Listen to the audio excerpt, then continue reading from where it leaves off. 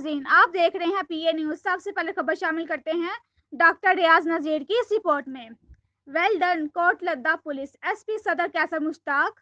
तफसीलात के मुताबिक नवाही गांव में चबा सिंधवा में अब नॉर्मल 10 से 11 साल साइम वल इकबाल कौम राजपूत के साथ नामालूम मुलजिम ने बदफैली करने के बाद फरार हो गया। वाकये की इत्तला मिलने पर सीपीओ गुजरांवाला की हदायत पर एसपी सदर कैसर मुश्ताक को टास्क दिया गया। एसपी सदर कैसर मुश्ताक की निगरानी में डीएसपी नौशहरा विरका अब्दुल हमीद विरक हमरा सब इंस्पेक्टर अब्दुल जब्बार ने मजरूब बच्चे को अस्पताल रेफर करके नामालूम मुलजिम की तलाश शुरू कर दी गई।